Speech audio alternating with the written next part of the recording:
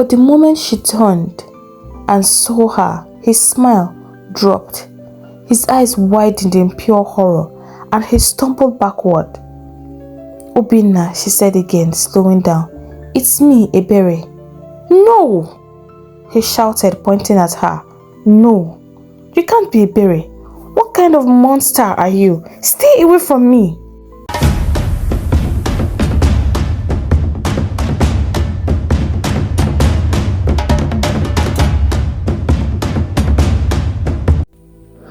Aberry was known to be a very, very beautiful young maiden. Everyone, young and old, admired her. She was not only beautiful on the outside, but she had a kind heart and was always ready to help anyone in need. She was the only child of her parents, a precious gift that they had waited for many painful years to receive. Before Aberry came, her parents had suffered terrible heartbreak. They had given birth to several children, but each one died mysteriously just after turning 3 years old. Grief had almost swallowed their lives until the day Aberry was born.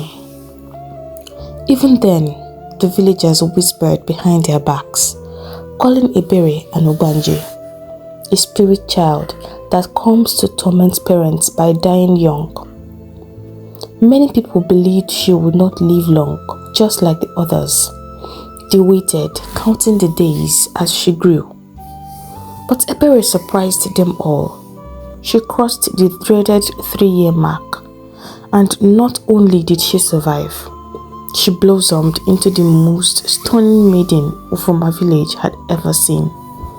Her skin was smooth, her eyes sparkled, and her laughter could soften even the hardest heart. Despite being an only child, Aberry never truly felt lonely. She had Indidi, her best friend, who was more like a sister. Their friendship was a bond woven since the days they crawled. Their mothers were the best of friends, and their daughters had inherited that same closeness. As the girls grew, their bond tightened and grew stronger. They did everything together. Wherever you saw one, the other was definitely there. They fetched water together, washed clothes in the stream together. Sometimes they even slept in each other's house. The girls continued like this until they blossomed into beautiful maidens. It was then that trouble came calling. Aberry had always been more beautiful than Indidi, but as they grew into womanhood, their distinctive features became even more pronounced.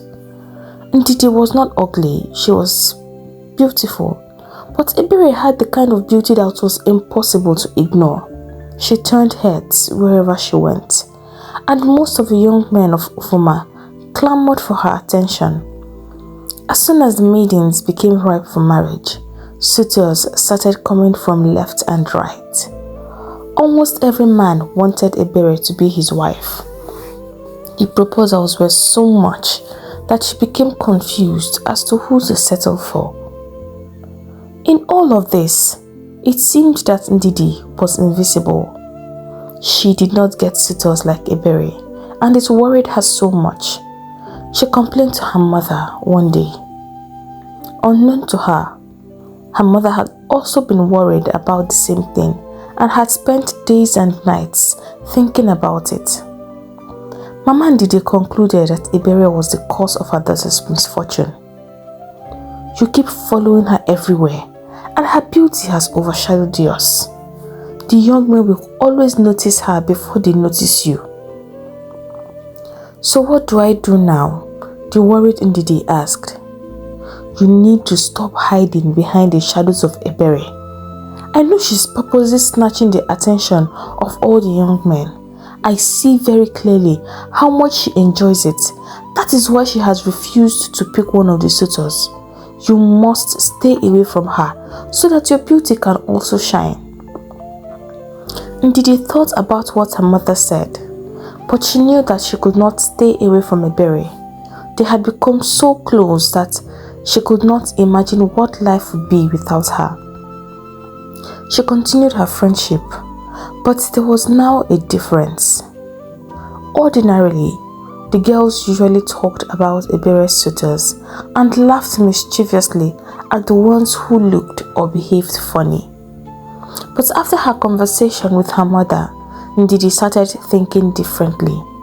The jokes that used to make them giggle now sounded like boasts in her ears. She started feeling like Aberry was rubbing her suitors in her face. And when they walked through the village square, they saw it clearly. The young men's eyes would dart to her for a fleeting moment, but would settle and linger on Aberry. She saw it again and again, until her heart hardened. She remembered the things her mother said, and started seeing that her mother was right after all. The men were not noticing her because of Aberry. Aberry was blocking her from shining. In that moment, the seed of bitterness had been planted, and it grew quickly. Slowly, Indidi began to withdraw herself from Aberry's company. She stopped visiting Aberry's house as often. She made excuses not to go to the stream with her, and when they sat together, she was quieter. Her laughter seemed forced. Aberry noticed the change and wondered what had gone wrong, but she could not guess the deep storm brewing inside Indidi's heart. The bond that had once been unbreakable was beginning to crack, and neither of them knew that this was just the beginning of the battle that would soon tear their world apart. As the days passed, the small crack between Aberry and Indidi grew wider. Aberry noticed that something was wrong. It was impossible not to see, and she tried to talk to her friend to ask what it was. But on several occasions, Indidi would smile and say, "Nothing, I'm just tired." Yet in her heart she was angry at Aberry's beauty, at the way the whole village seemed to worship her while she remained unseen.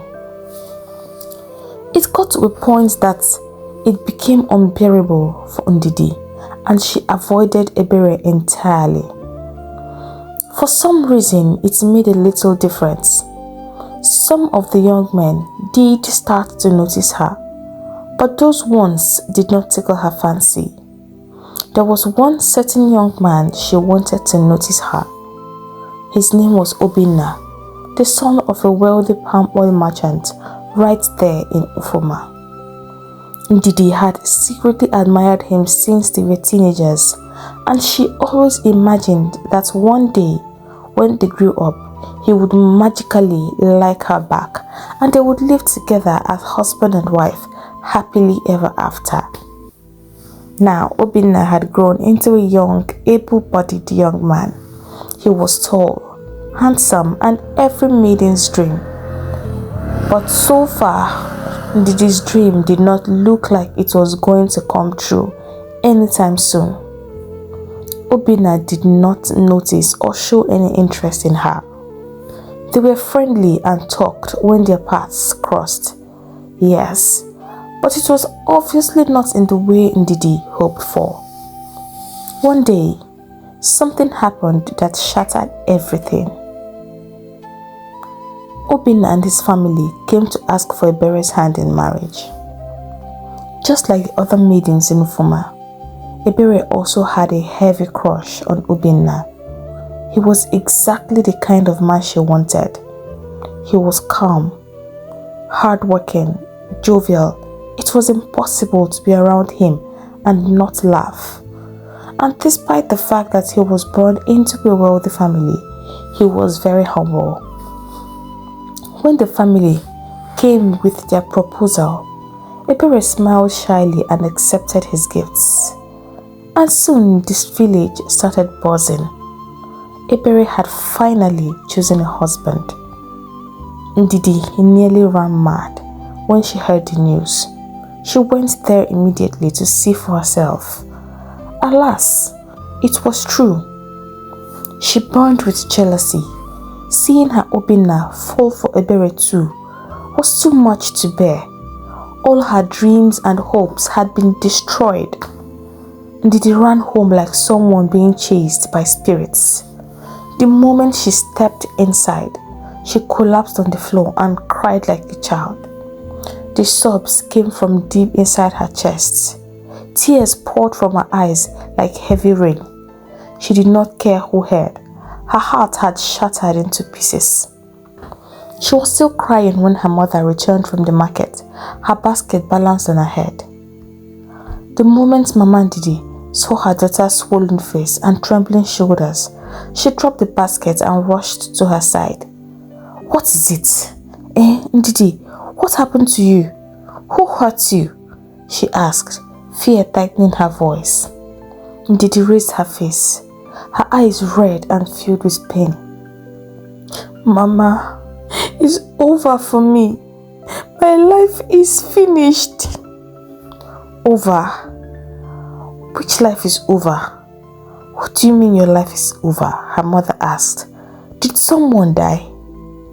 Indidi shook her head, crying even harder. Aberry is getting married to Obina."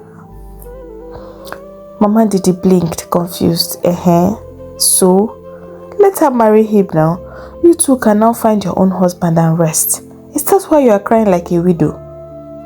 Indidi stood up and screamed through her tears. "I don't want another man, Mama. I want Obina. I have done everything for him to see me. Everything. Now, Aberry has taken him just like that." At first, Mama Indidi was silent. Then she laughed bitterly, shaking her head. "So you sat down and allowed Aberry to steal the man you love, and you are here, crying like a spoiled child. Have I not told you before? In this world, if you want something, you grab it with both hands. You don't sit and wait like an overripe pawpaw falling from a tree. You stand and fight. Take what belongs to you." Indidi's lips quivered. "But what can I do, Mama? He loves her already. His family has already gone to see hers. He doesn't even look at me like that." Mama Indidi looked round as if the walls had ears. She stepped closer, her eyes sharp like a hawk's. "Love is a thing of the heart, my daughter, and the heart can be changed. You only need to be smart. Leave everything to me. I know what to do."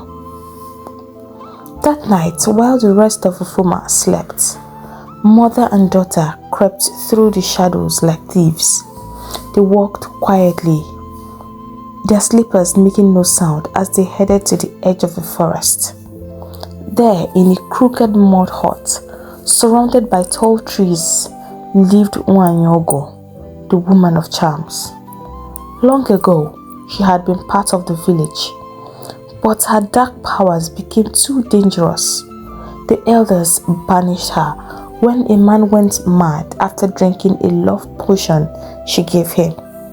Since then, she had lived in the bush, feared by many. Her hut smelled of herbs and fire. When they entered, the old woman sat on the mat, her skin wrinkled like an old bark of a tree, her eyes glowing in the light. She looked at them and smiled. "Ah, you have finally come. I have been expecting you," she said. She listened as Indidi poured out her heart, her love for Obina, her hatred for Aberry, her pain, her jealousy, her hunger to be noticed. When Indidi finished, Nwanyogo smiled. "I have seen many like you, my child. Love denied is a dangerous thing. Now, tell me, what do you truly want?" Indidi did not hesitate. "I want Aberry to become so ugly that no one will look at her again. Let her beauty disappear forever. That's what she deserves. And Obina, I want him to love me like the moon loves the night. I want him to want me every second of the day. Mama Indidi smiled and clapped slowly. Well said, my daughter. She was impressed. Wanyogo nodded. She rose slowly, whispered some words to the fire and then danced. And then she dipped her hand into a large calabash, filled with something. From it she pulled out 2 bracelets. One was red, the other was black, which was made of small shining beads. These are special, she said. Give the red one to Aberry. Her beauty will fade like smoke. No one will want to look at her again. The other one is yours. When you wear it, your beauty will shine like the sun. Men will look at you and admire you. Ndidi's eyes lit up. She snatched her own bracelet and wore it immediately, her heart pounding with hope. But Wanyogo wasn't finished. She reached back into the calabash and brought out a small shiny black stone. This, she said, is the heart stone. Touch Obina with it, just once, and he will love you forever. But be warned, if your heart ever grows cold towards him, if you stop loving him, the stone will turn against you, and the results will be worse than heartbreak. Ah, Indidi said eagerly, I can never stop loving him. I just want him to be mine forever. Wanyogo smiled again, but this time there was something strange about it, like she already knew how this would end. But she said nothing more. Indidi and her mother paid her well with money, yam, and a bottle of strong palm spirit. Then they disappeared into the night. As Indidi lay in bed that night, clutching the stone, she smiled for the first time in many days. She could already see it, Aberry, alone and rejected, her beauty gone, and Obina holding her hand, gazing into her eyes, saying, where have you been all my life? She fell asleep dreaming of wedding and Obina's kisses. The next morning came with bright sunlight and gentle breeze. Birds chirped from the trees, and villagers were already up and about, preparing for the day's work. But Indidi had only one thing on her mind. She dressed carefully, choosing her best wrapper and oiling her skin till it glowed like polished wood. She looked at herself and smiled, then picked up the red bracelet, wrapped it in a clean white cloth and tucked it safely into her small wrapper. Her heart beat faster with every step she took towards Aberry's house. Her mind went back and forth. Part of her felt a little nervous, but another part of her kept whispering, this is the only way. It's her or you. When she got to Aberry's compound, she stood for a moment unsure. She hadn't been there in weeks. The place looked the same, neat, peaceful. She took a deep breath and knocked gently. A few seconds later, Aberry opened the door. Her face fresh and glowing as always. Her eyes widened in surprise when she saw who it was. Indidi, she said slowly, blinking as if unsure of what she was seeing. Indidi lowered her eyes, pretending to be shy and full of guilt. Yes, it's me, Aberry. Please don't shut the door. I just came to say I'm sorry. Aberry's mouth parted slightly in shock. Sorry? For what? For everything, Indidi said, looking truly sorrowful. For walking away, for acting strange. I was confused, Aberry. I don't even understand myself sometimes. But one thing I do know is, I've missed you so much. Aberry looked at her for a long time.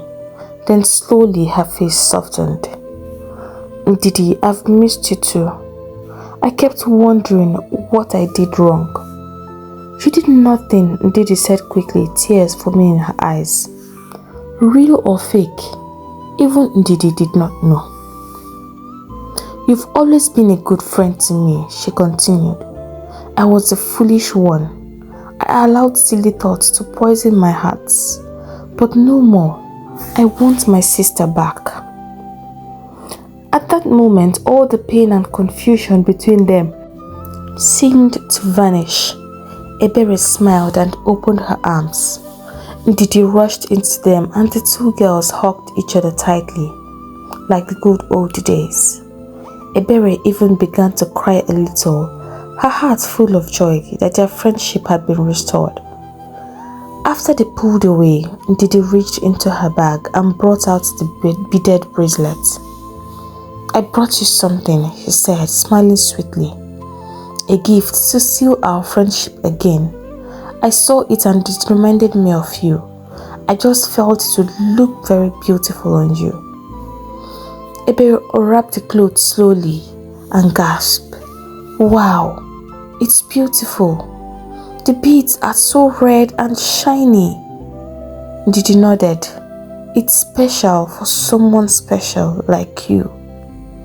Without thinking twice, Aberry slipped the bracelet onto her wrists. It sparkled among the other ones she wore, glowing like many tiny flames. She lifted her hands and admired it with a wide smile. It's perfect, she said happily. Thank you, Indidi. This means so much to me. Indidi smiled too, but deep inside her heart, she was dancing with joy. It had begun, she thought. One piece is already in place. The two girls sat and talked for hours like before. They laughed, shared gossip, and made plans for the coming village festival. But as Aberry laughed and leaned her head on her friend's shoulder, she had no idea that the bracelet she now wore with pride was slowly weaving her doom. And Indidi, though she was smiling warmly, was already thinking of her next move. The shiny black stone was hidden safely under her wrapper. Soon, it would be Obina's turn. That evening, the sun was gentle as it began to set behind the hills of Ufuma.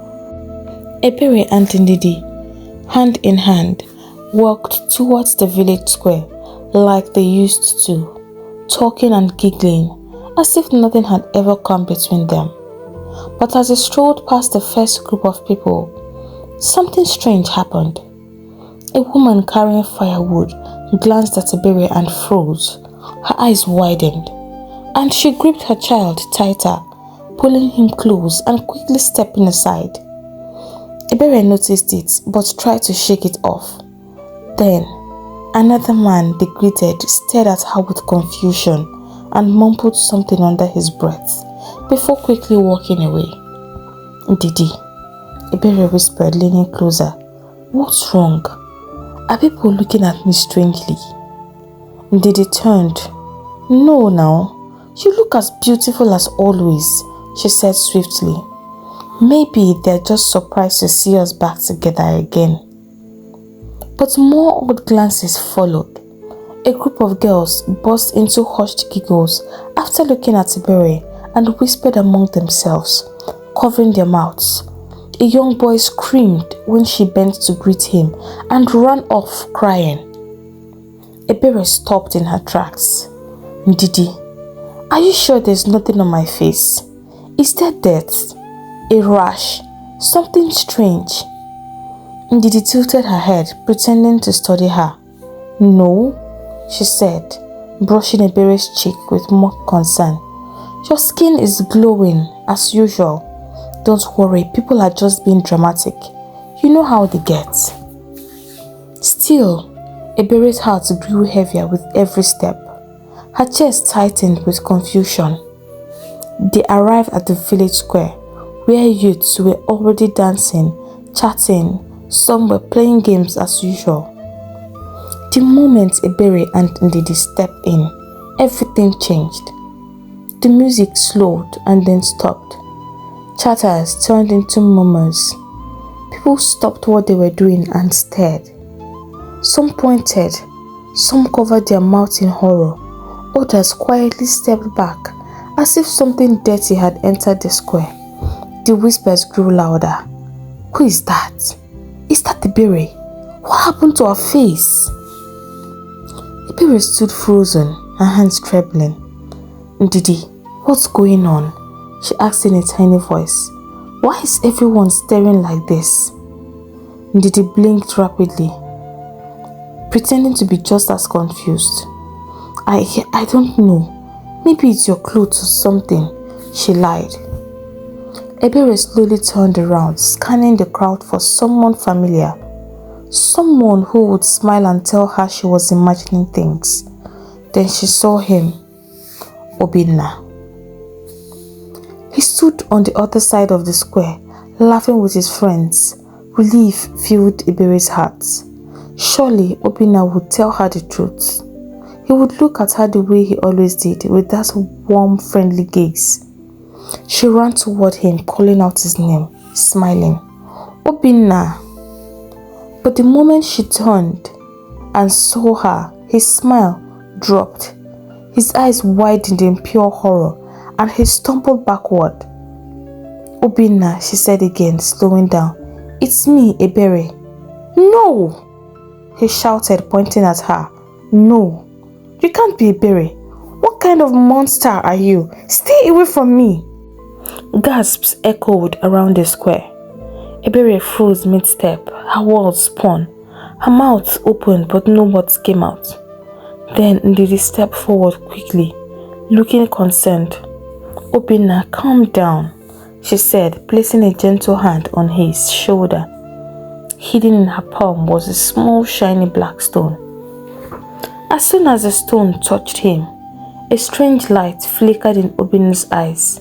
He blinked, swayed slightly, then turned his gaze to Indidi. It was like a switch had been flipped. His anger melted into confusion, then admiration. Indidi, he whispered. Yes, it's me, she said smoothly, pretending to be confused and scared. Don't be frightened. Aberry is still the same. No! Obina shouted again, glaring at Aberry. That thing is not her. Look at her face. She's not human. Aberry's heart racing, looked down at her hands, then back at the crowd. What do you all see? She screamed. What's happening to me? But no one answered her. The truth was crueler than anything she could have imagined.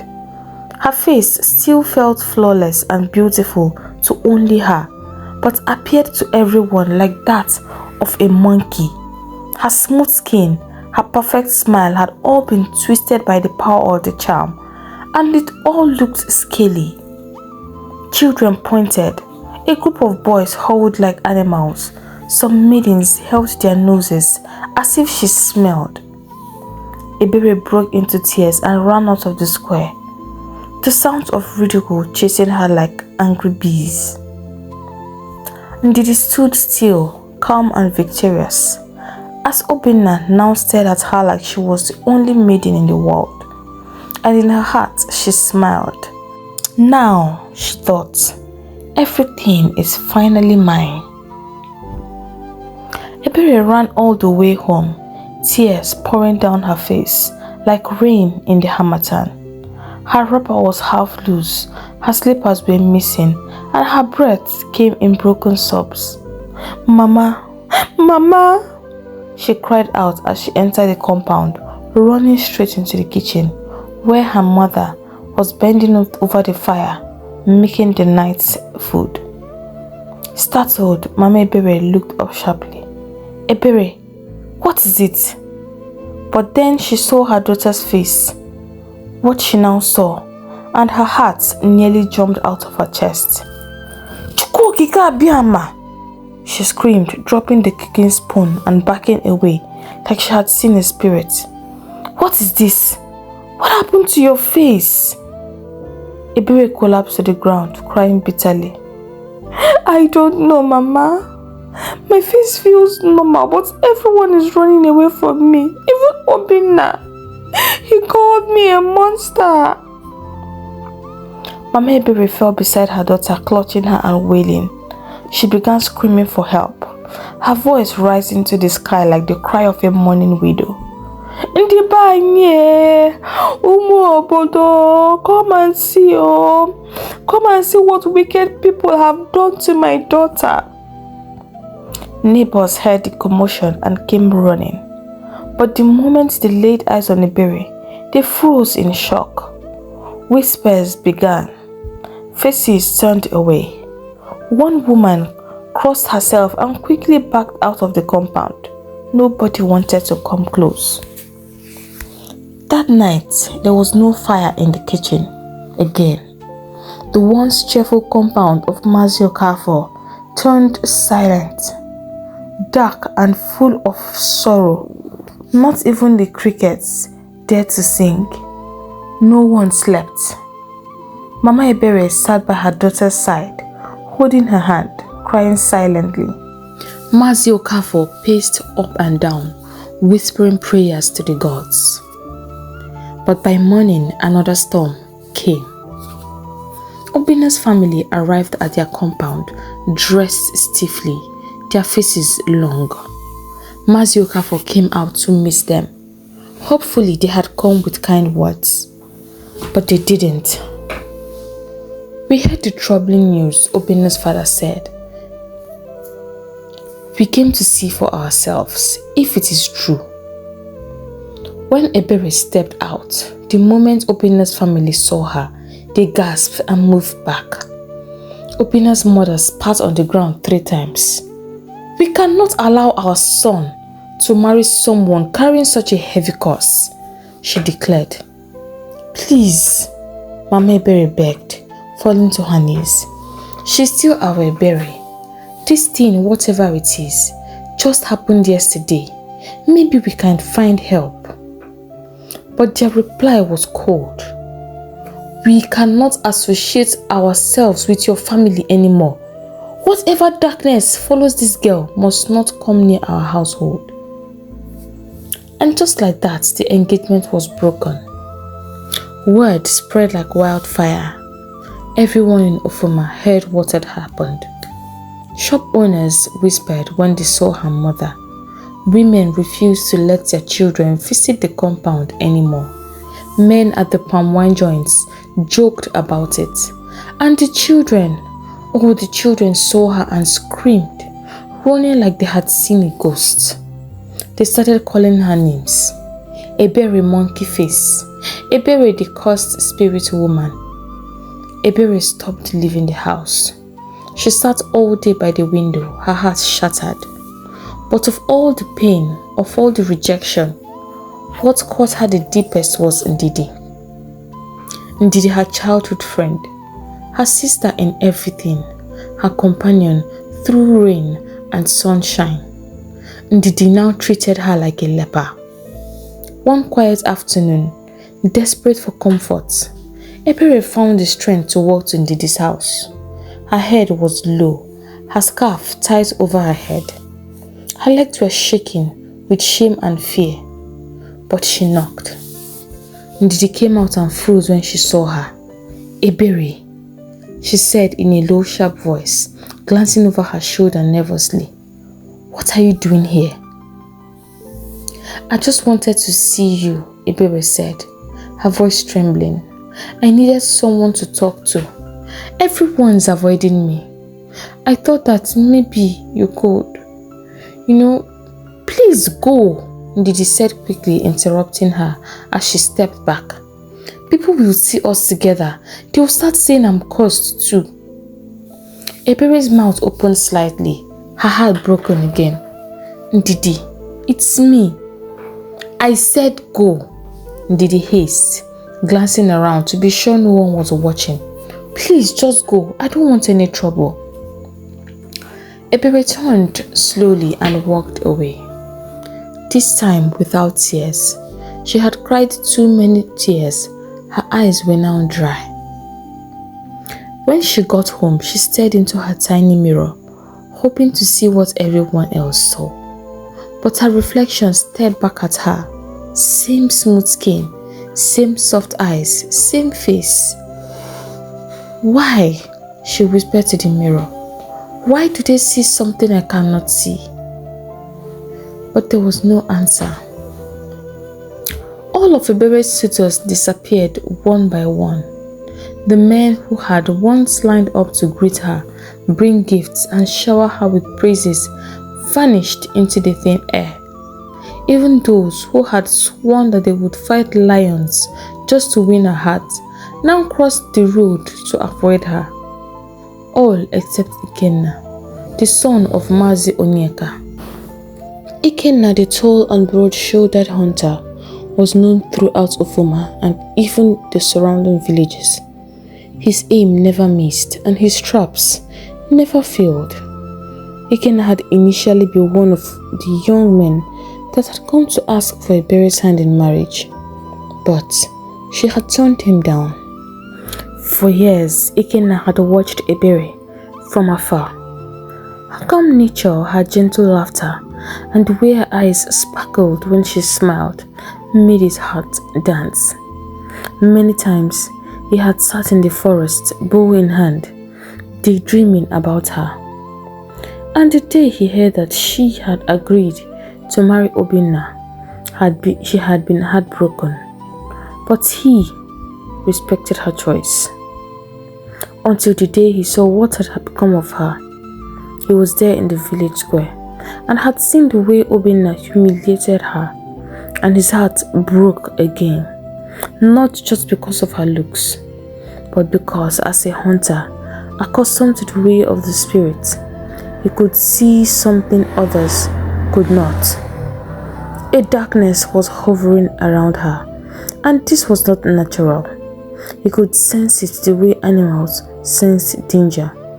Something had been done to Aberry. Akenna began trying to visit her. He came often with gifts, bushmeat, wild honey, and even fresh herbs. But she refused to see him. She was too ashamed to be seen in such condition. Her mother begged on his behalf, encouraging her to see him, but she would not. Aberry cried every day. Her pillows were soaked with tears. But while she cried, Indidi was shining. Now that Obina was hers, she glowed like the morning sun. He came to her house every morning and refused to leave. He followed her like a dog on a leash. He fetched water for her, fanned her during the heat. There is nothing Obina did not do for Indidi. At first, Indidi loved it. She enjoyed the attention she was getting. But slowly, things started to take a different turn. Obina began acting strangely. He no longer went to the farm. He no longer spent time with his friends. All he did was follow Indidi around like her shadow. If she moved, he followed. If she stayed, she stayed. He smiled too much. He talked too much. His eyes were too wide. It no longer looked like love, and it looked even worse than obsession. One day, Indidi told him she wanted to go to the market alone, but Obina refused. He said he couldn't bear to be away from her. She insisted, and to everyone's shock, Obina burst into tears. He cried loudly like a child who had lost his mother. And as she walked to the market, he followed her barefoot, wailing and calling her name like a madman. People stared. Children laughed. Some women muttered and shook their heads. Indidi had used charm on Obina. Can't you see, the boy is no longer himself? The gossip spread like wildfire. Soon, even Indidi began to feel embarrassed. Obina no longer looked or acted normal. If you asked him any question, the answer was Indidi. Let me go and ask Indidi. Indidi herself became worried and asked her mother what she would do. This is getting out of hand, mother. People are talking and I'm getting really tired. See the way he follows me around. The other day he was crying by my window just because I asked him to go home. Mama, is that normal? She complained, nearly at the verge of tears. Her mother took her back to the feared one Yogo. Indidi sat before the old woman, her voice bitter and shaking as she complained. Please, she begged. I want to undo the charm. I did not know it would be like this. He is like a ghost. He doesn't even feel like Obina anymore. But Yogo only laughed. You got what you asked for, girl. You wanted him to love you more than anything, every second of the day, and you got it. But this is not what I meant, she argued. I want it to stop. There is no stop, she interrupted, and you must continue loving him. If you don't, the consequences will be greater than you can imagine. Indidi left the hut with heavy steps, her heart pounding. She had made a terrible mistake and now she could not undo it. Meanwhile, Obina's condition worsened. He would run around the village, shouting, Indidi my love, Indidi my air, my heart. He stopped eating unless she fed him, and sometimes he slept outside her door. His family was furious. They bewitched our son, Obina's mother shouted. That caused Aberry and her family have turned our son into a lunatic because we broke marriage. But not everyone believed that. Some villagers, the wise ones, started piecing things together. They remembered how close Aberry and Indidi had been. They remembered how suddenly everything changed. But these were mere speculations, idle village gossip. No one had any proof. Until one day, something happened that changed everything. That day, Akenna was determined to see Aberry no matter what. He made his way to Mazi Okafor's compound for the 1000th time. When Mama Aberry came out to meet him, he greeted her respectfully. Then she sat down gently in the compound under the mango tree. I will not leave until I see her, he said, his voice firm. Mama Aberry sighed deeply. She was tired of chasing him away. Akenna, my son, she said, you have a good heart. You have been coming here for weeks. Please, let her be, if her heart is still heavy. But Akenna only shook his head. I will see her today. I will wait, Mama. Even if it takes all day, I will wait. Wait he did. The sun rose and danced in the sky. It beat down on him, but he stayed. The chickens moved around him. The goats came and sniffed his feet. Still, he sat.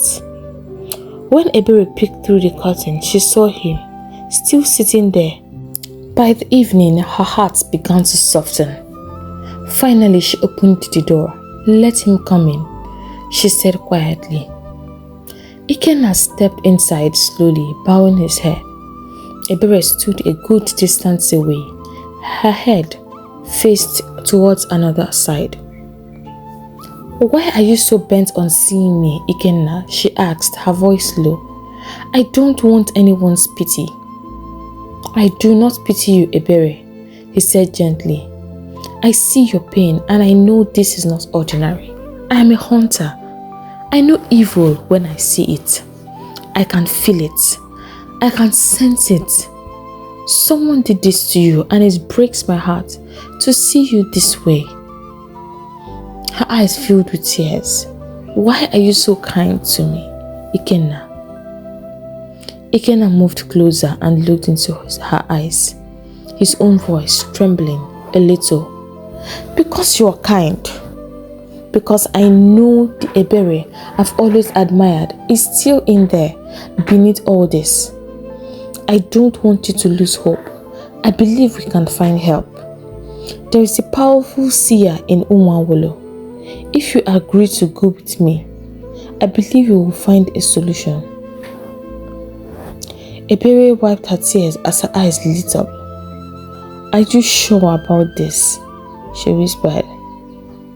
I'm sure, Akenna replied. He reached out gently to hold her hands in order to comfort her. But suddenly, he pulled back gently, his face surprised. What is it? Aberry asked. Your hand, he said, staring at it. It's burning hot like fire. Aberry looked down at her hands. She touched them. They felt normal to her, but it feels fine to me, she said. Akenna reached for her left hand again, more cautiously. The heat was still there. His eyes narrowed. That's when he noticed it. One of the bracelets on her wrists, a red string of red and black beads.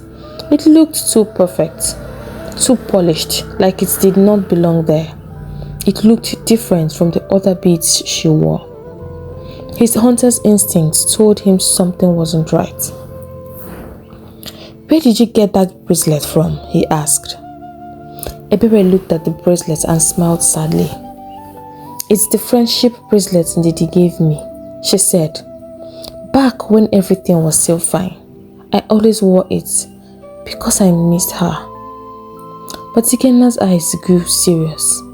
Aberry, he said quietly. This bracelet is not ordinary. There is something in it, something evil. I can feel it. She looked around, shocked. No, it's just a gift. Please. Akenna interrupted gently. Trust me. Take it off. Let's see. Aberry hesitated. She didn't want to believe it. Indidi was her best friend, her sister in all but blood. But Akenna's calm words and pleading eyes gave her courage. Slowly, with trembling fingers, she unclasped the bracelet. The moment it slipped from her wrist, it was like the world shifted. A cool breeze rushed into the room, brushing against her skin. Her chest felt lighter, her face tingled, her heartbeat slowed, and she felt as if something had left her body. Akenna's eyes widened. Aberry, your face, it's back. What? It's not true, Aberry exclaimed, unable to believe what she was hearing. Akenna was still in shock, so she ran outside. Mama, Mama. Her mother ran out, afraid that something bad had happened. But as soon as she saw Aberry, she stopped dead in her tracks and rubbed her eyes, just to be sure she was seeing clearly. Aberry, is that you? She touched her daughter. It's you. How? It's the bracelet Indidi gave me, Mama. Akenna saw it and made me take it off. It was Indidi. She did it to me. Aberry ranted as she tried to explain to her mother.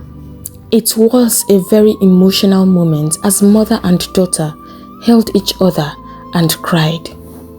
Akenna stood for it from a distance, watching and wondering how a person could be so wicked as to do this to another person.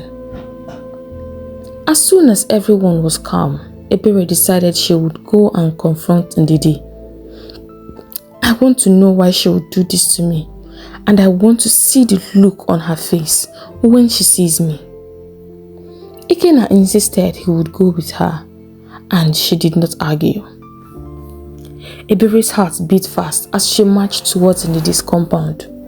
But this time, it wasn't fear that moved her steps. It was anger, mixed with a deep pain. Akenna walked beside her, his face set like stone. When they arrived, they found Indidi sitting outside her father's compound, her feet crossed like a queen on her throne. She was busy admiring herself in a small round mirror, tilting her head this way and that, smiling at her reflection. Beside her, Obina knelt on the bare ground, fanning her with a raffia hand fan and smiling sheepishly. He frowned as if his life depended on it. The moment Indidi's eyes caught sight of Aberry, she froze. The mirror slipped from her hand and fell with a soft thud on the ground.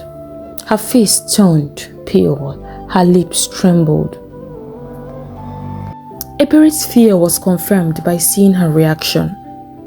Her voice shook the air, raw and pained. "So you did this to me, Indidi," she cried. "Why? Why, Indidi? I thought we were sisters. I thought we agreed to always have each other's back. Why would you do such a thing to me?" Indidi's face twisted into anger. "Sisters, my foot," she spat. "We were sisters until you started stealing every young man's attention in this village, and I, always in your shadows, until you stole Obina from me after I have tried everything for him to notice me, and you dare to call me a sister. I am not your sister." Aberry staggered back as if slapped by her words. "Because of a man, Indidi, because of Obina. How was I supposed to know you loved him when you never said a word?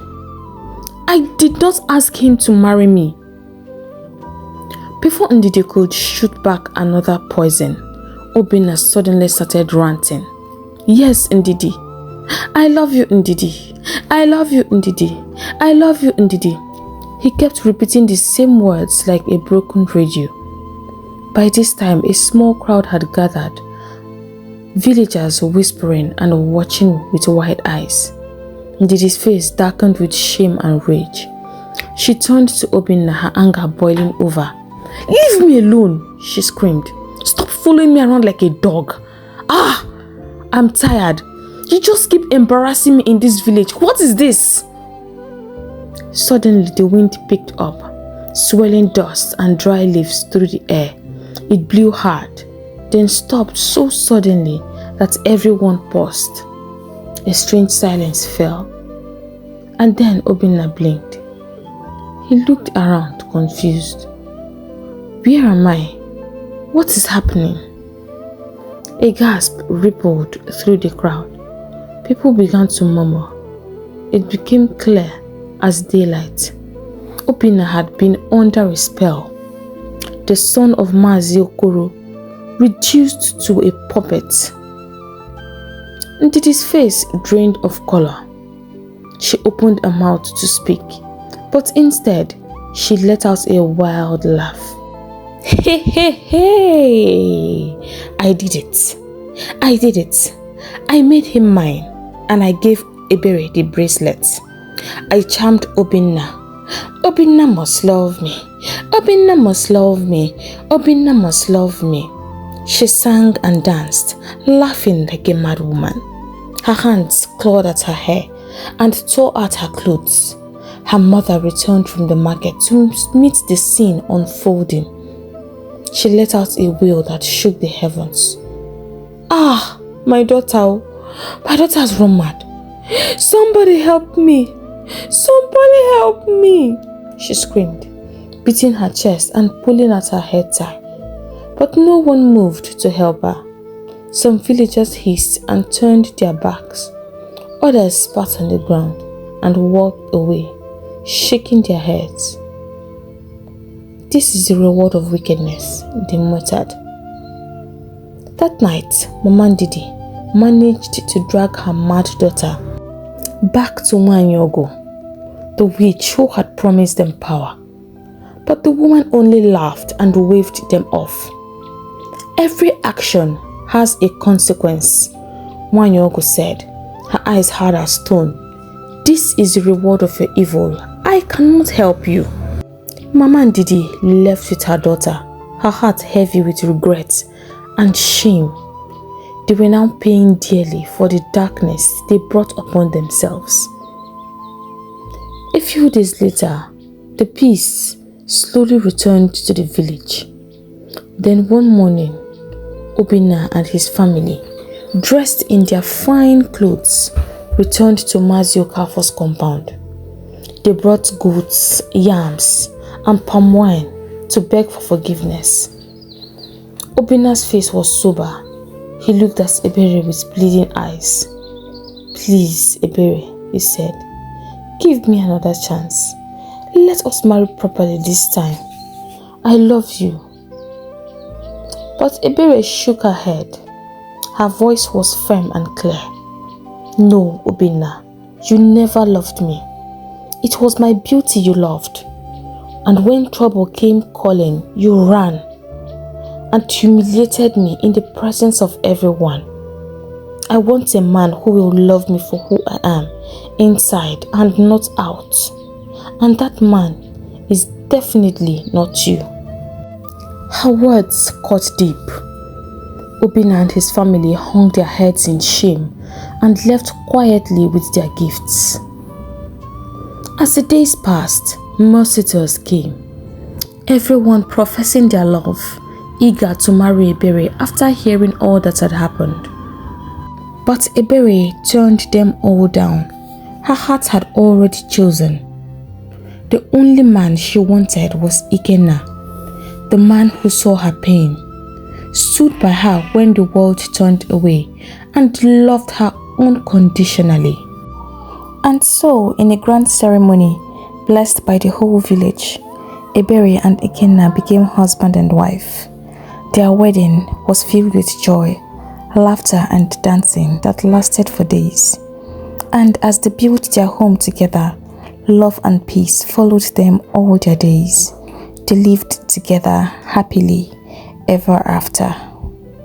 Hey lovers, thank you for listening to this story. If you are new here, welcome to our community. I hope you enjoyed this story as much as I enjoyed creating it. If you have not done so already, please hit the subscribe button. And to support the growth of our community, give this video a big thumbs up. If you know someone who would enjoy a story like this, do not hesitate to share.